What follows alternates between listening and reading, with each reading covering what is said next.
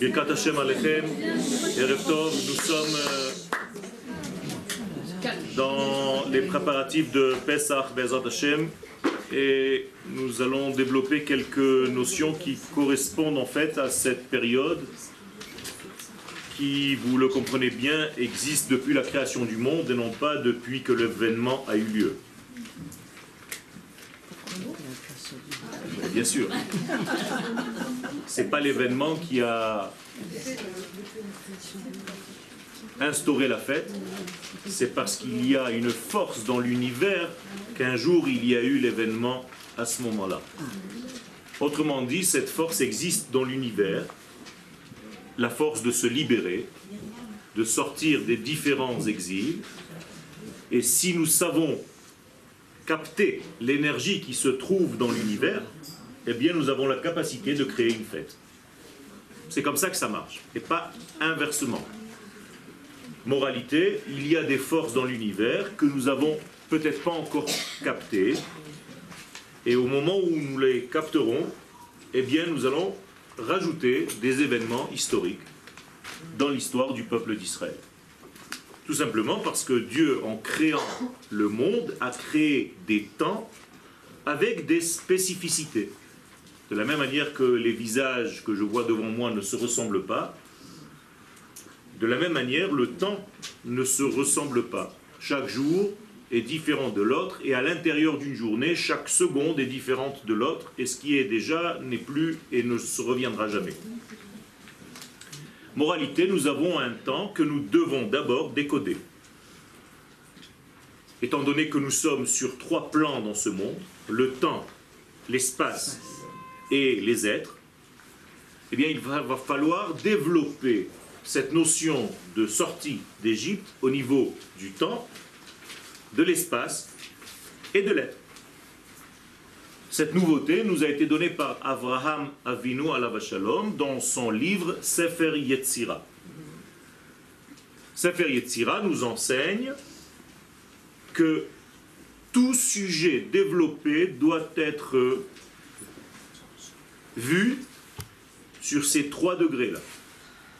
Quand vous voulez parler d'un sujet quelconque dans le judaïsme, il faut que vous trouviez ce sujet au niveau du temps, le même sujet au niveau de l'espace et le même sujet au niveau des êtres.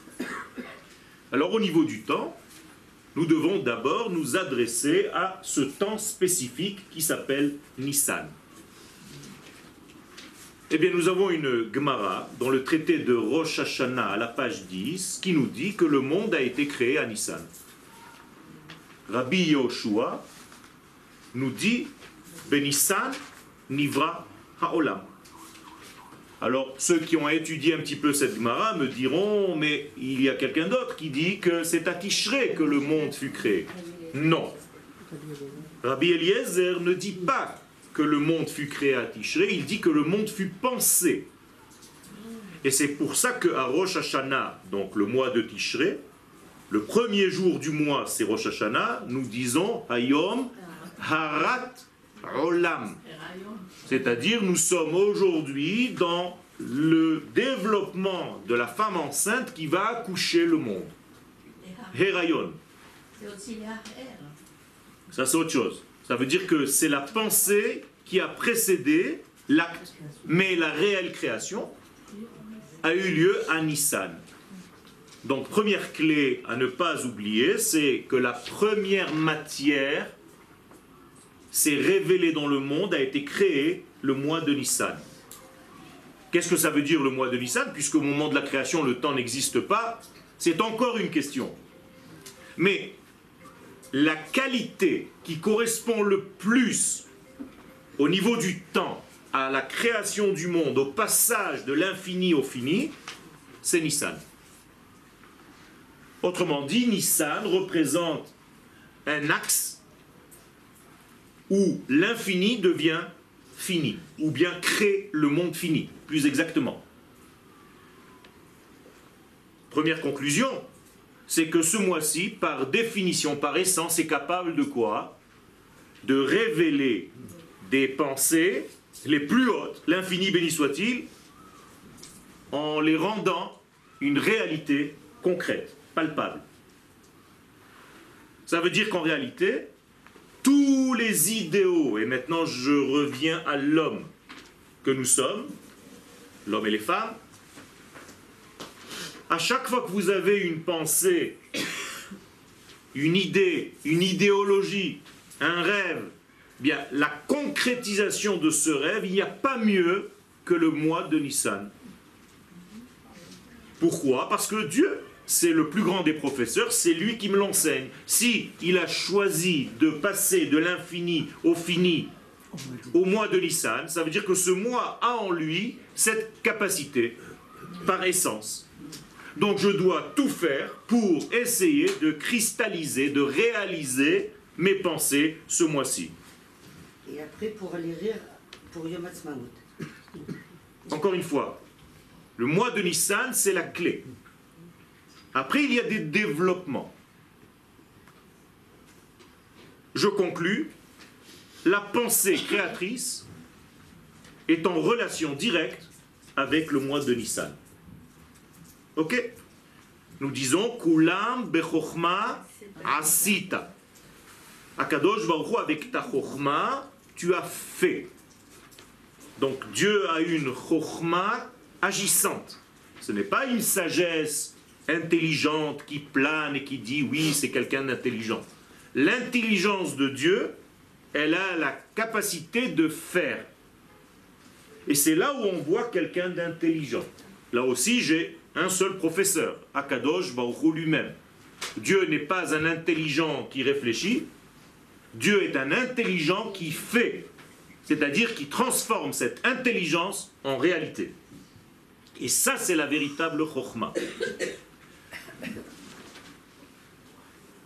Je veux dire par là que l'infini béni soit-il, pour nous le chiffre 8, pour la première fois est descendu dans le 7 de la nature, le mois de Nissan. On est d'accord jusque-là? Ok. Seulement il y a un problème. Si le mois de Nissan c'est l'essence de tout, et effectivement c'est le premier mois de l'année à partir de la sortie d'Égypte, le Rosh Chodesh, Nissan, doit contenir en lui tout le mois, donc toute l'année, donc tout le temps. Comment s'appelle dans la Torah le Rosh Chodesh Nissan, le 8e jour? On l'appelle dans la Torah Hayom Hashmini. Incroyable mais vrai. D'après ce qu'on vient de dire, étant donné que le chiffre 8 est hors nature, comment est-ce possible que le temps commence par un temps qui est hors nature? Comprenez la question? On aurait dû dire que le Rosh Chodesh Nissan, c'est le début du 7. Mais voilà, le début du 7 est un 8. Pourquoi? Mais tout simplement parce qu'on ne peut pas commencer à compter, à comptabiliser si on est coincé dans un monde qui n'est que nature, qui n'est que 7. Je suis obligé d'avoir un élément qui vient de l'au-delà pour qu'il puisse faire le lien entre l'au-delà et l'ici. Et c'est pourquoi Dieu choisit de faire descendre, entre guillemets, l'au-delà dans le monde de la matière, ce mois de Nissan. En faisant quoi? Le Mishkan. Le tabernacle, le premier temple du désert, a été érigé quand? Le Rosh Chodesh Nissan. Autrement dit, c'est la première fois où la Shekhinah, la présence divine, agit dans le monde du 7 en étant elle-même un 8. Dans quel jour Dieu choisit de faire ce lien? Dans un jour qui lui-même est un 8, mais qui s'habille aussi dans le début du 7. C'est pas trop compliqué. Ça veut dire qu'en réalité, nous avons un jour dans l'année, Rosh Chodesh Nissan, cette année c'était Shabbat, qui est et hors du temps et dans le temps. Magnifique. Donc nous avons quelque chose d'exceptionnel, c'est que nous avons affaire ici à un mois qui a la capacité d'être sur deux échelles à la fois. On va donner une image. Rosh Chodesh Nissan est une échelle qui est capable d'être la tête dans le ciel et les pieds sur terre. Voilà Rosh Chodesh Nissan. Et il est dit dans la Torah, avant la sortie d'Égypte, au moment où les enfants d'Israël vont sortir d'Égypte, oui ou non? Achodesh hazeh lachem rosh chodashim rishon hu lachem lechodshei hashana. Voilà ce que la Torah nous dit. Dieu dit à Israël, peuple, attention, peuple, ce mois est le vôtre. Achodesh hazeh lachem. Moralité, je vous donne cadeau la notion de temps. Rosh Chodashim, et ça va devenir pour vous la tête de tous les mois. Si Dieu est obligé de dire que le mois de Nissan devient à partir d'aujourd'hui le premier mois de l'année, c'est qu'il n'en était pas de même avant. Comprenez? Moralité, avant la sortie d'Égypte, avant que Dieu ne s'exprime de cette manière-là, à partir de quand on comptait le temps? Quel mois? Tishré. Et alors, on s'en fiche, non? Ben non. Dans les écrits d'un roi très ancien qui s'appelait le roi Hammurabi, nous avons trouvé des écrits où effectivement le temps était compté à partir du mois de Tishré. Or, qu'est-ce que cela veut dire? Ça veut dire que le monde, l'humanité tout entière allait vers l'obscurité. Car le mois de Tishré, il y a Cheshvan. Cheshvan, c'est les pluies, c'est le Maboul qui se lève, Tevet, on descend, il fait noir, il fait nuit, il fait froid, il fait doute. Moralité, le monde allait en disparaissant. C'était un monde pessimiste. Lorsque Israël va sortir d'Égypte, il va apporter une nouveauté au monde, c'est qu'il va offrir au monde le premier temps optimiste. C'est la première fois qu'un peuple apporte avec lui une nouvelle divine qui dit au monde, ne vous inquiétez pas, on est là pour vous sauver.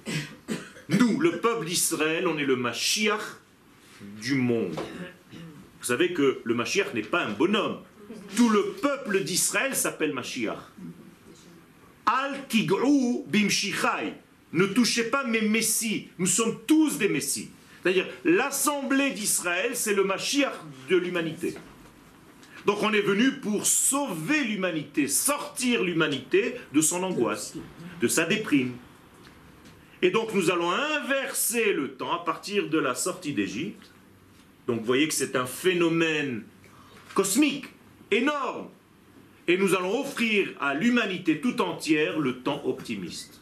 C'est-à-dire que la première des choses que vous, maintenant, que nous devons faire le mois de Nissan, c'est d'avoir de l'espoir, de l'espérance, et d'avoir un sens dans notre vie, et une simcha dans notre vie, parce que nous allons vers la floraison, nous allons vers le printemps, nous allons vers l'été, nous allons vers la lumière, vers la chaleur. Comment ça se fait que, pourquoi est-ce que finalement on célèbre Rosh Hashanah à Tishrei et on ne fait rien à Rosh Chodesh Nissan? Du coup, si... On fait à Rosh Chodesh Nissan, les kabbalistes en fait marquent Rosh Chodesh Nissan par justement la fête des rois. La Mishnah le dit, mais personne ne fait attention. Rosh Chodesh Nissan, c'est Rosh Hashanah la Melachim. C'est le nouvel an des rois. Quel roi? Eh bien c'est le nouvel an du roi de l'univers. C'est la première fois que Dieu se révèle en tant que roi. Et selon la Kabbalah, il faut marquer cette journée. Par un repas, par quelque chose. Cette année, c'est tombé Shabbat. Donc ça tombait très bien, mais il fallait marquer ce jour-là. Et étudier en conséquence. Moi, le cours que j'ai donné Shabbat à la synagogue, c'était sur ça. D'accord ? Et quel est le lien du fait qu'on fait cela, Birkat Ilanot? Birkat Ilanot, c'est autre chose. C'est parce que le lendemain, il y a un changement à partir de cet instant où les éléments de toute la nature montent d'un cran. Donc je peux en fait élever le monde végétal vers un degré supérieur, donc ça s'appelle Birkat Ilanot. Mais je reviens à notre sujet. Pourquoi vous prenez le temps optimiste que sur 6 mois? La première période, Ce n'est pas le temps optimiste que sur 6 mois. Le temps optimiste, il est pour toute l'année. Achodesh hazeh lachem, Rosh Chodashim, Rishon ou lachem, lo le shisha chodashim, le chodshi hashana. Alors sur 12 mois, on revient à l'obscurité. On ne revient pas, c'est fini. Nous, on a commencé à compter à Nissan et c'est terminé. Jusqu'à Nissan prochain, on a 1 an. Fini. Vous voulez dire qu'on part de Nissan et on va vers Nissan? C'est tout. C'est tout. C'est Rosh Hashanah, il n'y a pas d'autre Rosh Hashanah en ce qui concerne les rois, le royaume de Dieu sur terre.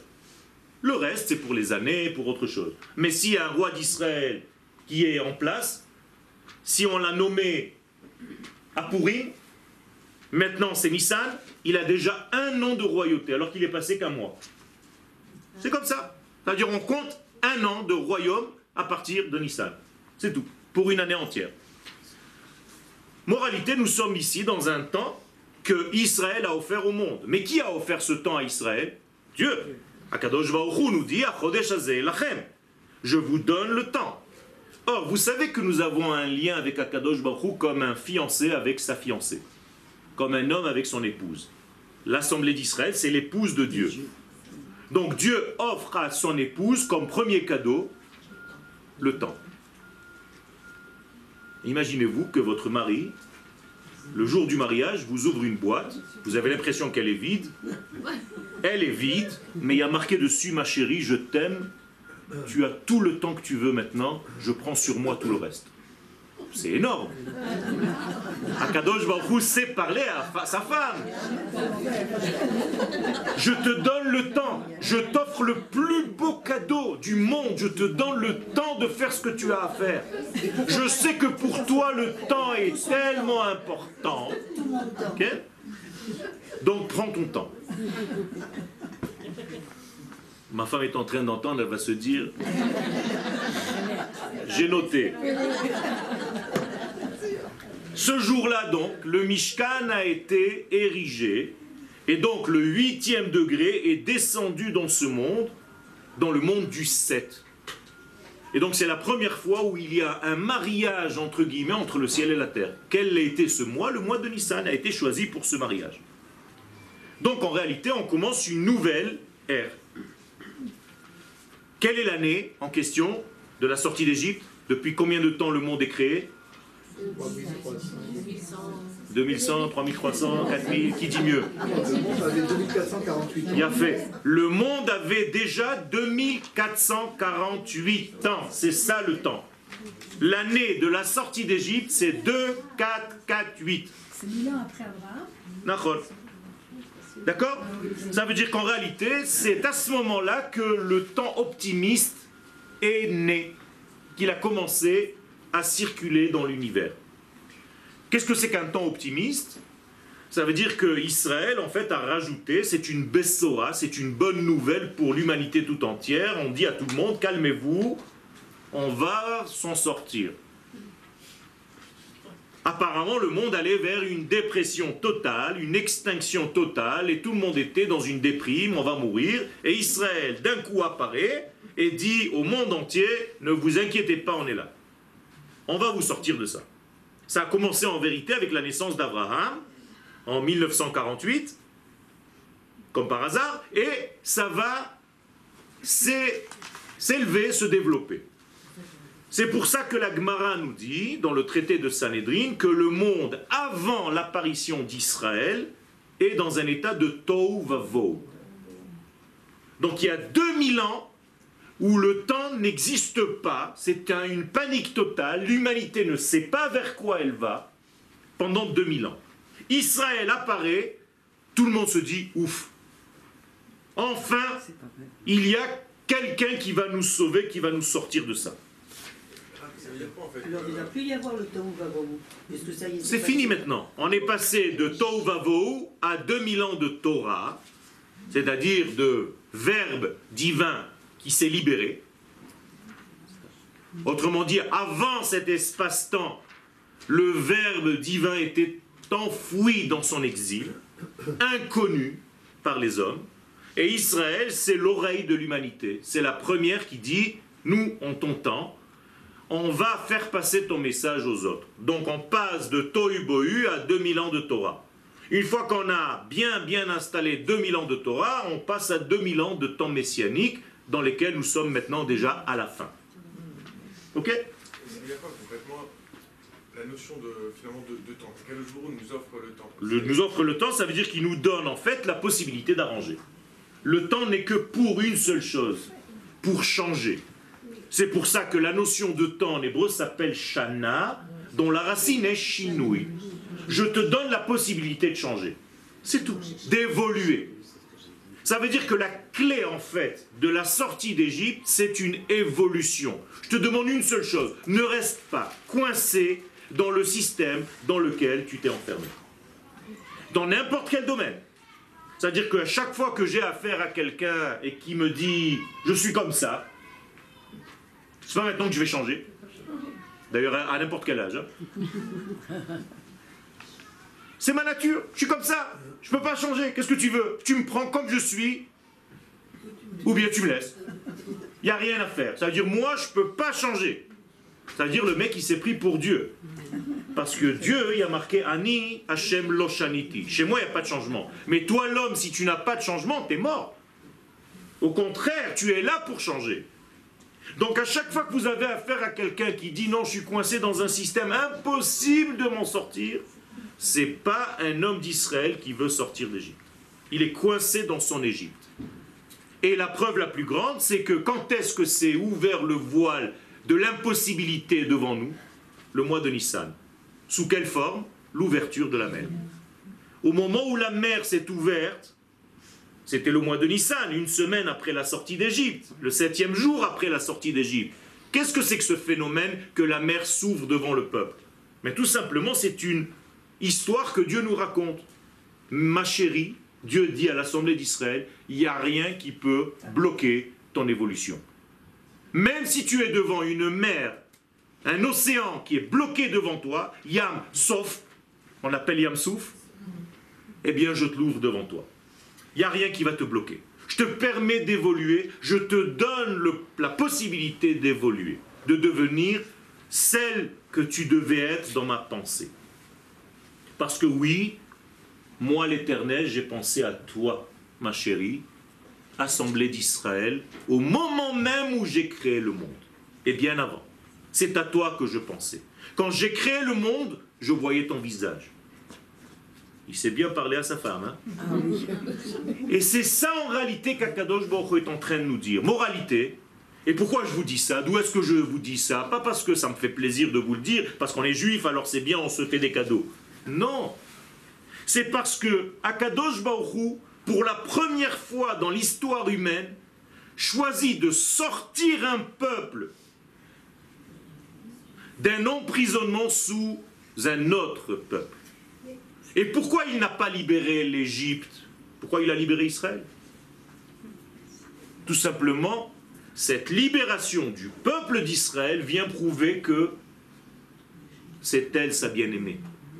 C'est pour toi que j'ai créé ce monde et j'attendais avec impatience le moment de ton dévoilement. Et tu étais emprisonné et je suis venu te sortir de cette prison. Moralité, tu es mon premier-né. Bni Bechori Israël. Dieu dit à Paro, laisse mon premier-né sortir. Vous savez ce que c'est un premier-né? C'est celui qui a rendu l'homme papa. Moralité, c'est nous qui avons fait Dieu papa. Avant nous, il était créateur. C'est un de ses métiers. La première fois où Akadosh Baruch Hu est devenu papa, c'est lorsque le peuple d'Israël est apparu, et c'est pour ça qu'il appelle Bni Bechori. C'est à toi que j'ai pensé quand j'ai créé le monde, tu es mon Bechor, tu es la première de mes pensées. Or, qu'est-ce que c'est que dans la Kabbalah, le fils? Dans la Kabbalah, le Zohar appelle le fils Kar'ed Abou, les jambes du papa. Autrement dit, nous sommes pas seulement les oreilles qui sont capables d'entendre le verbe de l'infini, mais nous sommes ses jambes. Autrement dit, lorsque Dieu circule sur terre, c'est parce que le peuple d'Israël est ici. Et si vous voyez Dieu, vous ne pouvez pas le voir, il n'y a rien à voir, si ce n'est que à travers le peuple d'Israël. Vous regardez l'histoire d'Israël, et en réalité, vous regardez l'histoire de l'infini, béni soit-il. C'est ça toute la force de ce peuple. Et si on ne comprend pas ça, notre Pessah reste toujours au même niveau. Un Pessah de nettoyage du Hametz extérieur, c'est important. Je ne dis pas que ce n'est pas important. Mais si vous ne comprenez pas le sens profond, vous pouvez être un bloc de Hametz qui surveille le Hametz de sa maison. Alors dans la maison, tu ne trouveras aucun Hametz. Mais dans le bloc de Hametz, dans la boule de Hametz que tu es, il n'y a que du Hametz, Chas v'Shalom. Alors qu'est-ce que tu as fait? Et les Chachamim nous disent, c'est pas ça. Si tu n'as pas compris le sens profond de ce que tu es en train de faire avant de rentrer à Pessah, tu vas faire des actes symboliques, superficiels, mais qui n'ont aucun rapport avec la réalité. La première fois que j'ai vraiment vu une bdikat Hametz, c'était chez mon maître. Premier maître kabbaliste. Ça a duré 6 heures. Quand chez vous, ça dure un quart d'heure et que vous n'en pouvez plus déjà, et vous dites, allez, ça y est, c'est fini, il n'y a rien de toute façon, on fait Zarma, on se la joue, j'ai caché 10 morceaux de machin, du papier aluminium, et je vais les chercher. Ça veut dire que vous prenez les gens pour des tarés ou quoi? C'était qui votre maître? Ken? Peu importe. Mon premier maître kabbaliste, pas la peine de dire des noms, Ken, c'est lui qui m'a enseigné ce que ça veut dire Bdikat Hametz, et je le voyais en nage, en transpiration, en nage. Et chaque fois qu'il trouvait un morceau de pain, bien entendu, qu'on avait caché avant, c'était pas juste pour jouer à cache-cache, j'ai caché 10 morceaux, il faut que je trouve 10 morceaux et il m'en manque un dans la truc, je suis malade. C'est pas ça. C'est qu'à chaque fois qu'il trouvait un morceau de pain, entre guillemets, enveloppé dans du papier alu, c'était une sphère qui devait corriger dans son être.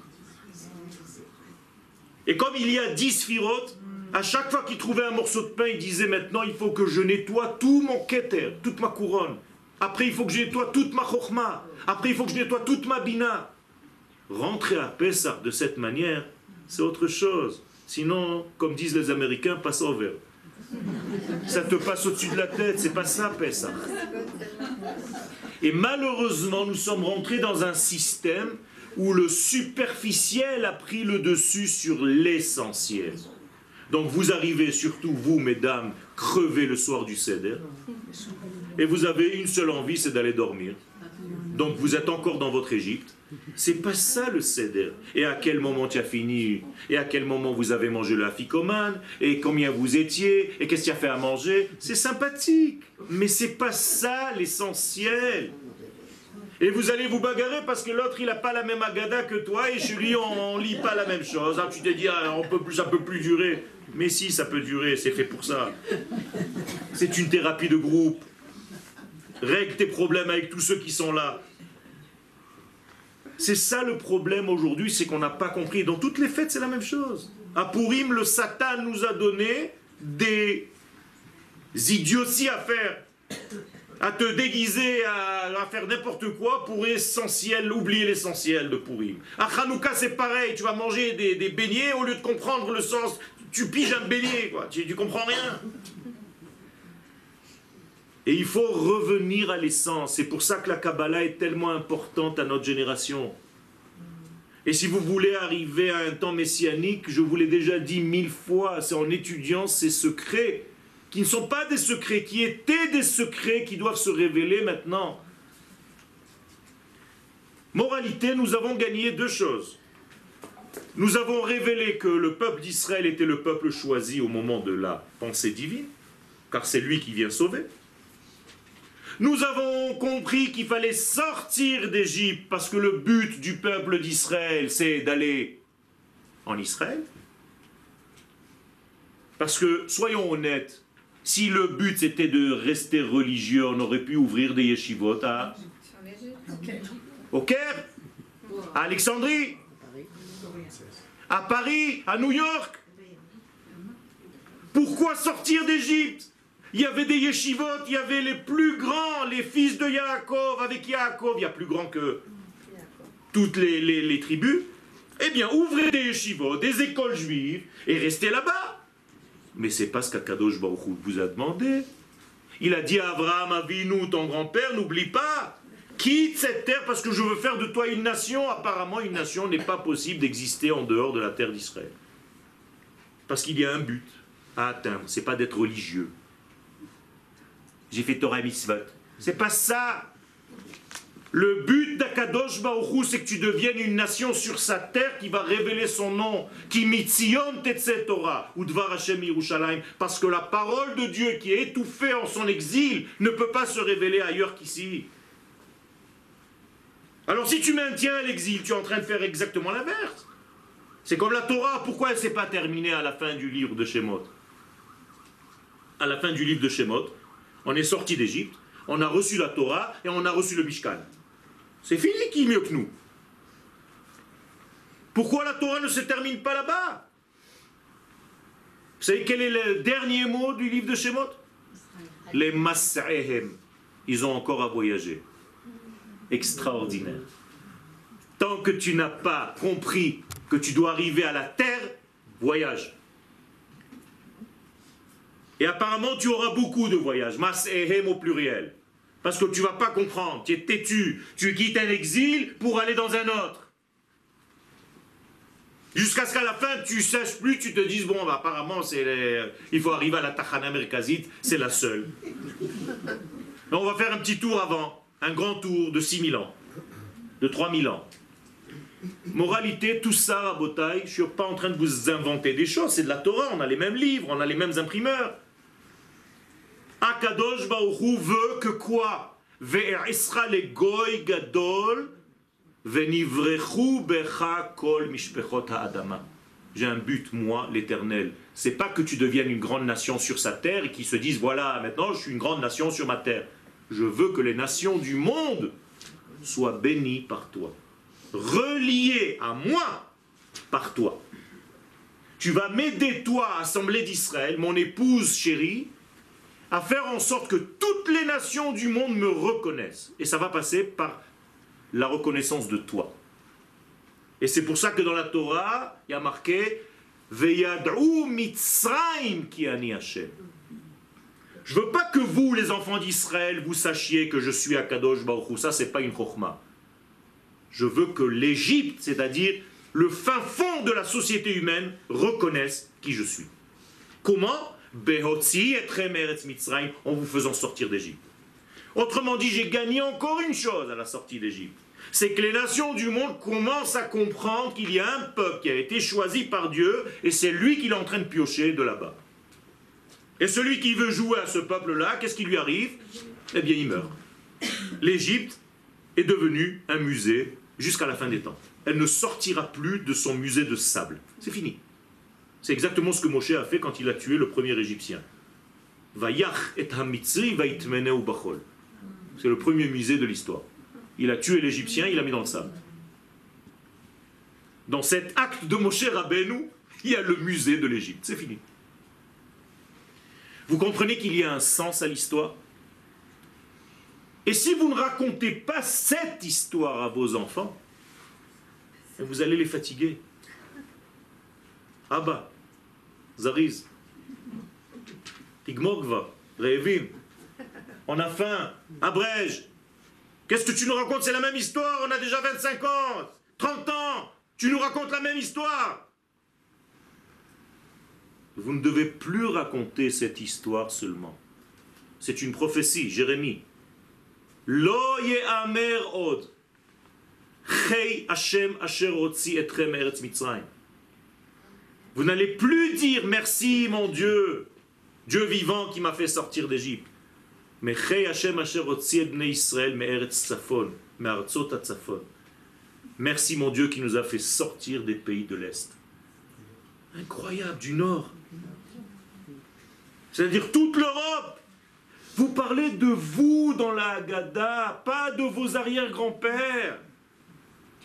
Si ce n'est pas bien ancré à l'intérieur de vous, vous allez continuer à raconter des histoires en lisant un passage qu'il faut lire parce qu'il faut sortir. Et voilà, il faut faire ce qu'on nous a dit. Et allez, vas-y, tu t'accoudes et tu bois. Et... Ça peut devenir une mascarade, c'est n'importe quoi. Il faut comprendre ce que tu fais. Et donc, Akadosh Baruch Hu va faire sortir le peuple, le seul peuple qui est capable de l'entendre. Nous sommes le seul peuple qui est capable de l'entendre. S'il n'y a pas un peuple comme ça sur terre, Dieu reste muet. Il est dans son mutisme. Ça s'appelle Klipat Hashtika, la klipa du silence. David Amelech a compris. Il nous dit, regardez, il y a un verset, il le dit lui-même, un verset, pendant des années j'ai lu ce verset, et même les hébraïsants qui parlent bien l'hébreu, ils se disent, mais attends, c'est Tarte de Satre. Il y a une contradiction dans le texte lui-même. Vous avez déjà entendu ce texte. David Amelech dit, Hashamaim mesaprim kvod el. Quand je regarde le ciel raconte, les cieux racontent le kavod de l'Éternel. C'est-à-dire, il n'y a qu'à regarder le ciel, vous entendez Dieu. Utzva Shamaim, Maaseh Yadav Magid Harakia. Et l'acte des mains de Dieu, la même chose, le Rakia, une autre forme de Dieu, de ciel, pas de Dieu. Une autre forme de ciel me raconte ce que Akadosh Baruch Hu a fait. C'est-à-dire, en regardant la nature, je peux découvrir en fait le Créateur. Yom le yom yabi'a omer. Chaque jour qui passe me donne une information. Keilu ayamim omrim. Les jours parlent. Ve'laila le laila yechave da'at. Chaque fois que je vais dormir, j'ai une connaissance supplémentaire. Baruch Hashem anachnu mitkadmim. Et pourtant, David Amelech, il arrête là, et d'un coup il dit En kol ve'en omer. Et tu viens de me dire Hashamaim esaprim, tzva Hashamaim. En kol ve'en omer. Il n'y a ni voix, ni parole, ni rien du tout. Allez, chut, dégage. Mais il rajoute quelque chose. Beli nishma kolam. Pourquoi personne n'entend? Parce qu'il n'y a personne pour entendre. Bli nishma kolam. Bli am Israël she mesugal ishma. Tant que le peuple d'Israël n'est pas créé, tant que le peuple d'Israël ne sort pas d'Égypte, personne n'est là pour entendre la voix de l'infini, béni soit-il, qui circule dans l'univers. Moralité, s'il n'y a pas Israël dans le monde, Akadosh Baruch Hu est exilé, il est absent, il se tait, personne ne l'entend. Regardez la souffrance de Dieu pendant 2000 ans, où il parle, mais personne ne l'entend. Vous savez la souffrance de l'infini? Il parle, il essaye de venir, de faire des approches. En kol ven dvarim. Pourquoi? Bli nishma, il n'y a personne qui entend. Moralité, quand le peuple d'Israël est apparu dans le monde, qui sort de son exil? Akadosh Baruch Hu lui-même. Et en plus de ça, on est les seuls à être capables de le voir. Et on le dit dans la tfila. Vetechezena einenu beshuvcha, lo beshuvenu. Nous sommes ceux qui sont capables non seulement d'entendre la voix de Dieu, mais beshuvcha letzion berachamim, on est capable de voir comment tu reviens, toi Dieu, pas nous. Berachamim, mazerachamim, pluriel de rechem. Ça veut dire il y aura beaucoup d'accouchements avant que tu reviennes sur terre. Avec nos mots à nous, il y aura beaucoup de difficultés pour que Dieu revienne sur terre. Et ce sont les difficultés du peuple d'Israël. Mais à la fin, ça va se passer. Et ça se passe maintenant. Vous comprenez que vous pensez que Dieu vous a ramené, Nachon, à Tzion. Mais c'est marqué nulle part. C'est marqué dans le livre de Vaïkra exactement l'inverse. Veshav Hashem. C'est lui qui revient. Et Shbutra, avec ton retour. Il n'y a pas marqué Veheshiv, il t'a ramené. Mais si vous ne parlez pas l'hébreu, vous ne pouvez pas comprendre ces nuances. Même quand on parle hébreu. Veshav Hashem, Hu Shav, c'est lui qui revient. Et en hébreu veut dire avec, im, shvutra, avec ton retour. Ça veut dire que chaque juif qui monte en Israël, il ramène avec lui 1 kilo de Dieu. Vous comprenez ce que ça veut dire? C'est énorme. Et je vois encore des communautés qui vivent n'importe où dans le monde et qui développent. Qu'est-ce que tu fais? Tu laisses Dieu dans son exil, tu le coinces, tu lui construis encore une école pour le fermer là-bas.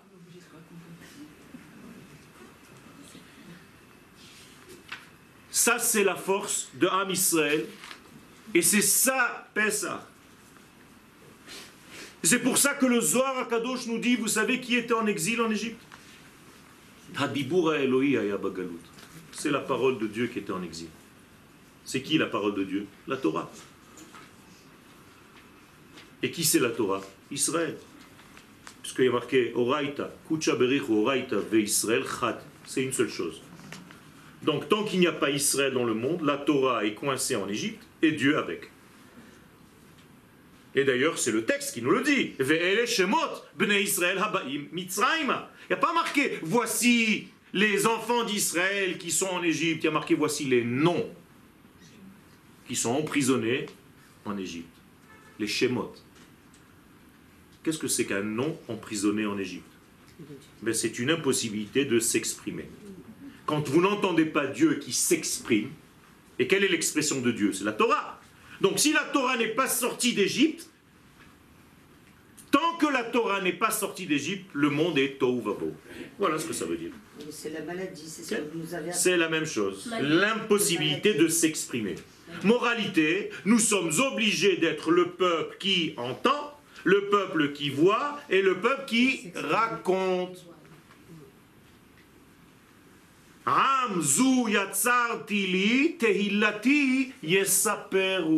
C'est le seul peuple qui est capable de raconter qui je suis. Alors on est capable de tout en fait avec Dieu. On est ses pieds, on est ses oreilles, on est ses yeux, on est sa tête, on est tout. C'est-à-dire on est les représentants complets de l'infini béni soit-il en forme humaine. Tant que cette forme-là humaine ne se dévoile pas dans la sortie d'Égypte, le monde entier, Kadosh Baruch Hu à l'intérieur, est en exil. Vous comprenez la grandeur de ce que représente Leil HaSeder? Et pourquoi on l'appelle Leil HaSeder maintenant? Parce qu'il faut remettre les choses en ordre. C'est pas qu'il y a un Seder que tu as rangé ta carotte ici et ton machin ici et ton zoar là-bas. C'est sûr qu'il faut le faire. Mais si on savait ce que c'était, ce serait autre chose. Combien d'éléments j'ai sur ma table le soir de Pessah? 10. C'est les 10 sphirotes. Ça veut dire qu'à chaque fois que vous faites un acte, vous touchez un bouton. Vous savez ça? Ça fait peur. Quand vous touchez une matzah, vous la levez. Vous découvrez le keter, la chokhma, la bina. 3 matzot. On te dit, maintenant que tu es en train de t'occuper de la matzah, dépose vite le verre de vin. Tu n'as pas le droit. C'est ou ça ou ça. Attention, tu peux pas, si tu appuies sur 2 boutons, ça explose. C'est ça que ça veut dire. Alors vous croyez que c'est technique. On découvre les matzot, on pose le verre. Là, tu te dis, attends, parce que là, il y a la panique, un peu, je sais pas trop. Le zroa qui est à droite. Quand tu touches le zroa, tu dis Bezroa Netouya, tu es en train d'appuyer sur un bouton qui dévoile le chesed dans le monde. C'est une énergie. Quand tu touches l'œuf, quand tu touches la charoset, quand tu touches la chazeret, quand tu touches la chassa, ce que tu veux, peu importe maintenant. Comprenez que vous touchez des éléments essentiels. Et quand tu touches, le plus important de tous, c'est quoi?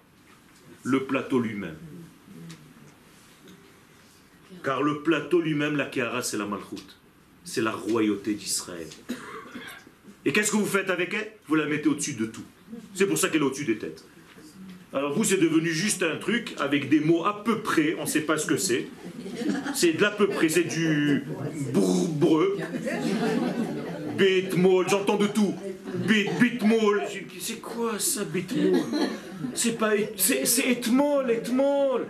Etmol, Aïnou Avadim, il n'y a pas de B. Parce que mon père, il prononçait pareil. Alors, il faut revenir. C'est à peu près, c'est de l'à peu près, on ne sait pas trop. Et tu entends des expressions chez les Tunisiens, simsimino, simsimino. Simsimino. C'est quand on verse le sang. Mais ça n'a aucun rapport, c'est pas de l'hébreu, dites les mots, les vrais. Peu importe, je suis en train de vous remettre tout simplement l'ordre. Juste pour vous dire que quoi? Que bon, on continue ce qu'on a déjà vu. Alors tu passes, mais ce que je voulais vous dire, c'est ça l'essentiel. Continuez à dire ce que vous avez envie. L'essentiel, c'est que vous compreniez que quand vous levez le plateau, c'est la royauté d'Israël, c'est le plateau, c'est la malchoute, et on la met au-dessus de la tête d'Akadosh Baruch Hu. Ça veut dire que Dieu, il nous aime tellement qu'il nous met comme une couronne sur sa propre tête. Et qu'est-ce que ça veut dire de lever ce plateau au-dessus de sa tête? Ça veut dire que même si, d'une manière logique, tu ne devais pas sortir d'Égypte, parce que tu es un... Je ne veux pas dire le mot. Okay? Malgré tout, je te fais sortir d'Égypte, parce que mon amour ne dépend pas de tes actes. Comment ça s'appelle en hébreu? Passer outre. Comment on dit passer outre? Pessah. Pessah, c'est passer outre. L'ifsoach en hébreu. Mazé l'ifsoach? L'ifsoach alma. Ala matzav hagarua shata nimtza bo. Je passe au-dessus de ta valeur aujourd'hui avec toutes les fautes que tu as faites. Avec toute ta tromperie, tu m'as trompé. Et je te pardonne parce que je suis au-dessus de ça. Et je sais que tu es au-dessus de ça. Je te juge sur ta profondeur et non pas sur tes actes superficiels. C'est énorme, c'est énorme. C'est une histoire d'amour magnifique. Et on le rend à Kadosh Baruch Hu, nous aussi. Shlomo HaMelech, il lui fait une déclaration d'amour extraordinaire en parlant pour nous.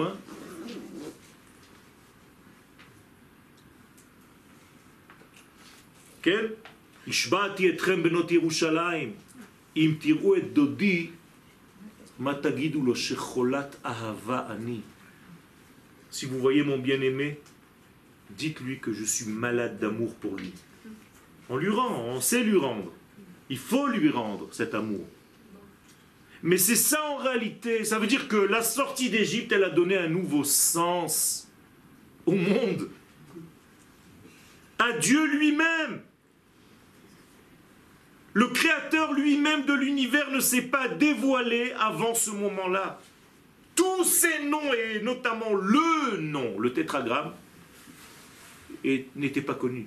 C'est Israël qui va révéler le tétragramme, le Yud Ke Vav Ke. C'est waouh.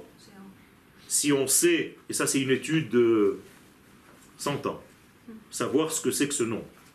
Ça s'étudie, Rabotai, c'est ça qu'étudient les kabbalistes. Qu'est-ce que c'est que ce nom?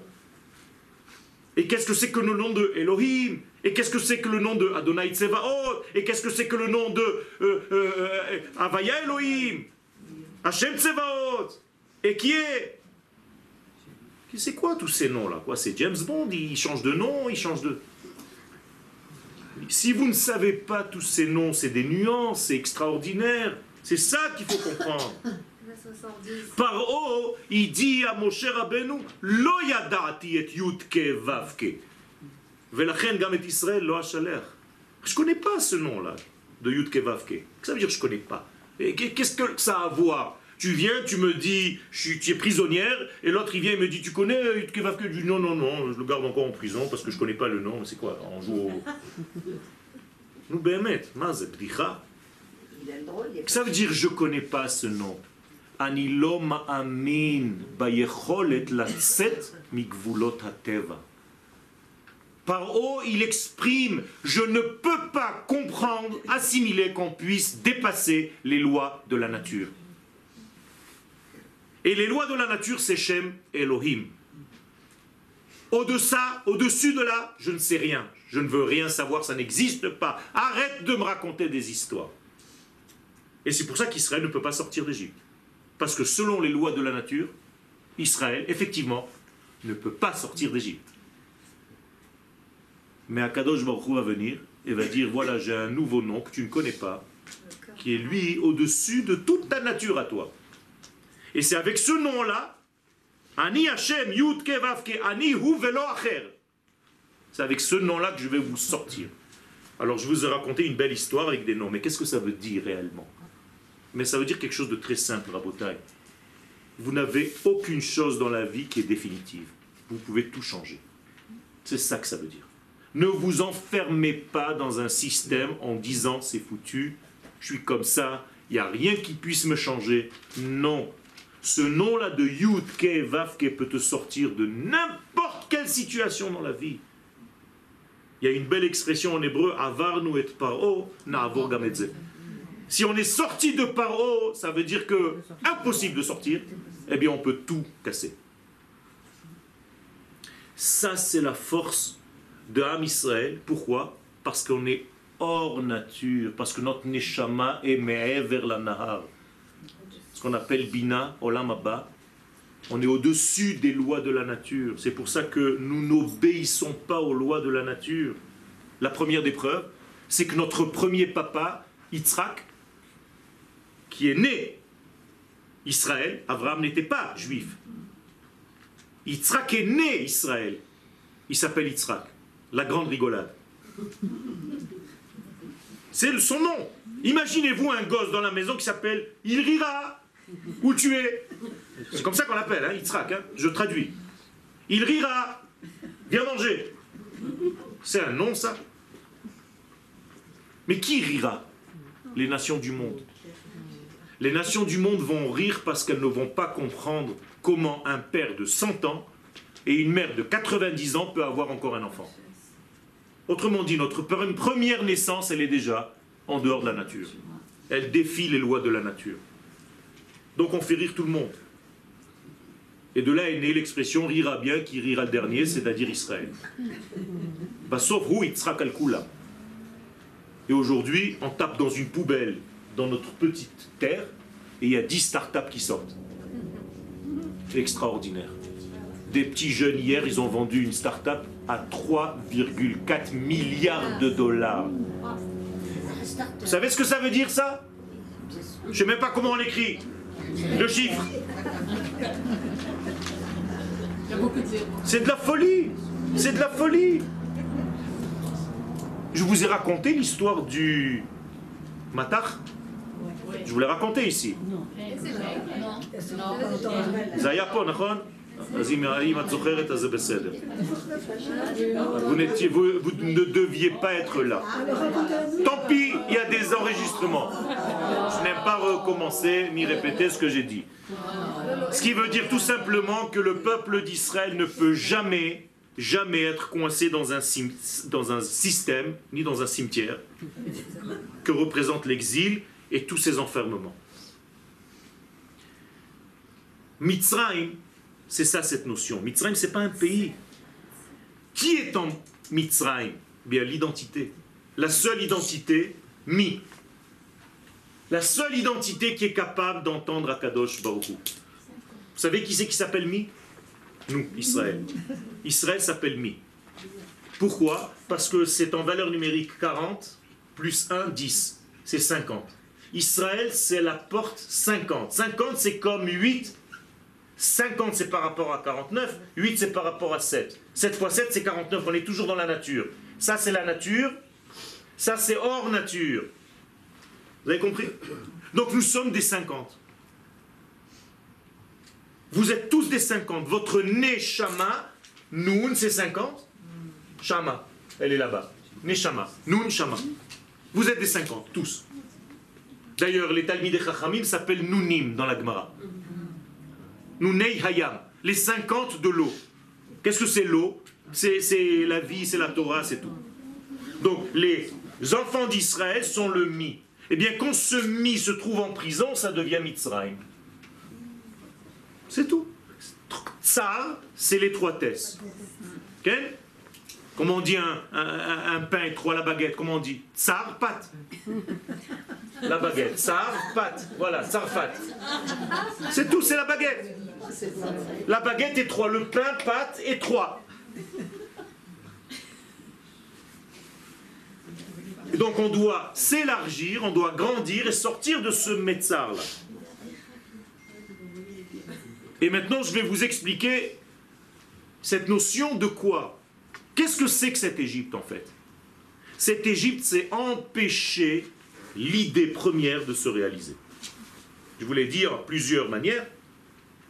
Qu'est-ce que nous avons dans notre tête? Vous avez vu que notre tête est circulaire. Notre tête est ronde. Pourquoi? Qu'est-ce que c'est que le rond? Le rond, c'est l'infini. Qu'est-ce qu'il y a dans notre tête? Une infinité de pensées. D'accord? Une infinité de pensées. Pour réaliser cette infinité de pensées en quelque chose de concret, c'est très difficile. Vous connaissez ces gens qui commencent à écrire et qui déchirent. Ils commencent à écrire, ils déchirent. Ça veut dire à la fin, toute la poubelle est remplie de papier. Pourquoi? Parce qu'il n'y a rien écrit encore. Parce qu'il y a tellement d'idées dans ma tête que j'arrive pas à sortir quelque chose. À chaque fois, je prends d'un autre côté, je ne sais pas par où commencer. Eh bien, sortir d'Égypte, c'est pouvoir cristalliser avec un trait les milliards de possibilités que tu avais dans la tête. Vous avez compris ce que je suis en train de vous dire? C'est de prendre une décision et de dire, il y a plein de possibilités, mais j'avance comme ça. Un exemple. Vous avez envie de dessiner. Les gens qui ne savent pas dessiner, ils ont une infinité de pensées dans leur tête. Comment je vais dessiner cette idée? Parce qu'ils disent dessiner une idée, pas dessiner une caméra que je suis en train de voir. Dessinez-moi une idée. C'est pas évident. Alors ceux qui ne savent pas dessiner, ils font comme ça. Ça veut dire à chaque fois qu'ils tirent un trait, ils tirent 200 000 traits pour faire un seul trait. Parce qu'ils ne savent pas où ils vont. Un artiste, il va faire comme ça. C'est fini. Un seul trait, il sait exactement où il est. Maintenant, ce trait, il aurait pu être juste ici, jusqu'à l'infini là-bas, et jusqu'à l'infini ici, on est d'accord? Mais il a choisi juste ce tracé-là. Parfois, il faut 10 vies pour arriver à ce tracé. Mais c'est la même chose dans notre vie. Sortir d'Égypte, c'est sortir de l'infinité de possibilités pour en faire une et la réaliser pleinement. Et ça, c'est ce que Paro et toute sa clique et toute l'Égypte, qui ne se trouve pas en Égypte, qui se trouve dans chacun de nous, nous empêche de faire dans notre vie. En nous faisant peur, en nous disant non, tu ne sais pas, c'est sûr que tu vas te casser la figure, ça ne va pas marcher, tu ne vas pas réussir, tu ne vas pas... Toutes les possibilités, rien que pour te casser les pieds, pour ne pas que tu fasses ce que tu as à faire. Donc en réalité, il s'agit ici du roi des dérangeurs, je ne veux pas dire autre chose. Donc Paro, c'est le roi de la Afra, c'est les mêmes lettres. Les Afria, Paro. C'est tout simple. Donc il va tout faire pour t'empêcher d'avancer. Et sortir d'Égypte, c'est d'avancer. Comment ça s'appelle d'une manière allégorique? Sortir quelque chose de moi. Avoir un enfant. On est d'accord? Si j'ai un enfant, c'est que j'ai réalisé quelque chose. Eh bien, en Égypte, il y a marqué Kol haben hayilod hayeora tashlichu. Chaque fois qu'un enfant, garçon, mâle, naît, vous le remettez dans l'eau du Nil. Vous comprenez maintenant ce que ça veut dire? Ce n'est pas une histoire pour dire qu'ils ont fait un pogrom, ils ont tué les garçons qui sont nés. Ça, c'est dans le premier degré de la Torah. Ça veut dire beaucoup plus que ça. Chaque fois que tu avais une idée qui est sortie, qui est née, comme un enfant qui vient de naître, qui est le souvenir de ta mémoire, qui va se réaliser, on te la remet dans l'élément liquide, c'est-à-dire on le noie avant qu'il naisse. Et vous arrivez à la fin de la vie, chas v'shalom, sans avoir rien laissé, rien fait, rien réalisé. Vous comprenez pourquoi les sages nous disent qu'un homme, avant l'âge de 40 ans, doit déjà écrire un livre dans la Torah, avec des commentaires, pour laisser aux générations futures. Parce que ce livre-là, ce n'est pas un livre, c'est son fils. Ce sont ses jambes, c'est sa mémoire. Qu'est-ce qu'on dit de la femme? La femme, elle doit encourager le mari de le sortir. C'est-à-dire, je sais que vous êtes dans le haut, mais c'est comme ça. Elle a un travail énorme de diffuser la vie et de donner la vie, ce qui est 10 fois plus grand que l'homme lui-même. Mais peu importe, on ne va pas commencer à distribuer des machins parce qu'on ne s'en sort plus. Et je ne suis pas là-dedans, je suis anti-féministe et anti-inverse du féminisme. C'est-à-dire, ça c'est des problèmes de société moderne qui nous ont massacré les couples et les familles. Donc si vous voulez un conseil, sortez de toutes ces bêtises-là, ça n'a aucun rapport avec la Torah. Parce qu'aujourd'hui, on peut être n'importe quoi et n'importe qui, tout le monde a raison et c'est très très bien comme ça, et bientôt les hommes vont être enceintes. Donc, moi je ne suis pas là-dedans. Et je n'ai pas peur de le dire et je le dirai même si je suis interviewé par la télé. Il faut revenir aux vraies notions du judaïsme. Akadosh Baruch Hu nous dit, soyez des réalisateurs comme moi, devenez comme moi dans ce monde. C'est-à-dire quand vous avez quelque chose à dire, faites-le, sortez-le. Et en réalité, et c'est avec ça que je conclus, on a une seule chose à réaliser, c'est ça le comble. Le rêve d'Akadosh Baruch Hu. On doit faire en sorte que son rêve devienne réalité. C'est tout. Dieu a rêvé d'un monde et nous sommes les acteurs pour réaliser son rêve. Toda Rabba.